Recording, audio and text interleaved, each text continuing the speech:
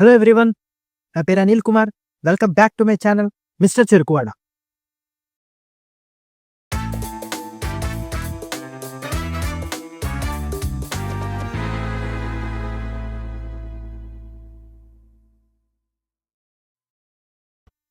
గోల, హడావిడి, అరుపులు మన చుట్టూ ఓ నిత్య యుద్ధం నడుస్తూనే ఉంటుంది.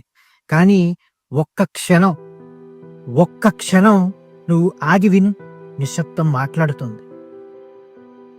అవును, మాట్లాడని వాళ్ళు కూడా ఏదో చెప్తూనే ఉంటారు. మనం పట్టించుకోం, కానీ ఎందుకంటే మనం వినడం అనేది మర్చిపోయాం. నిశ్శబ్దం అంటే మాటల్లేమి కాదు, అది మనసు చేసే ఒక గర్జన. అది లోపల జరిగే ఒక తిరుగుబాటు, మనసును శాంతిపరిచే ఒక మంత్రం, లేదా విచ్ఛిన్నం చేసే ఒక సత్యం. నువ్వు నిశ్శబ్దంగా ఉన్నప్పుడు జగత్తు నీ మీద ప్రశ్నలతో దూకుతూ ఉంటుంది. ఎందుకు మాట్లాడడం లేదు, ఏం జరిగింది, సైలెంట్గా ఎందుకున్నావు అని. కానీ వాళ్ళకి తెలియదు, నిశ్శబ్దం కూడా ఒక సమాధానమే అని. జీవితం అంతా అరుస్తూ వచ్చిన మనసు ఒక రోజు ఎందుకో మౌనం అయిపోతుంది. అది ఓటమి కాదు, అది పరిణితి. అది పతనం కాదు, అది పెరుగుదల.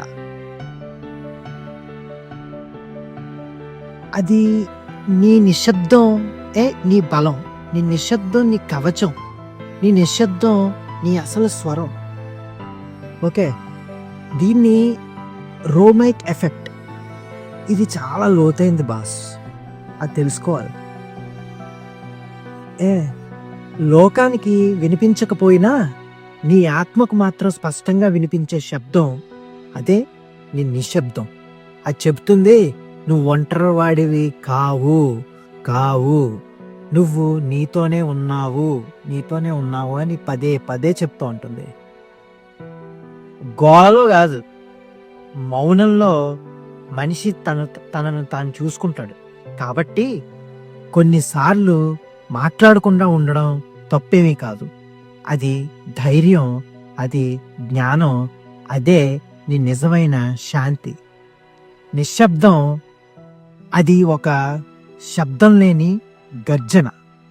సో ఎవరైనా నువ్వు మాట్లాడట్లేదు, నువ్వు చెయ్యట్లేదు, ఎందుకు మాట్లాడట్లేదు, ఏమైంది అని అడిగితే జస్ట్ నవ్వు ఊరుకుని నువ్వు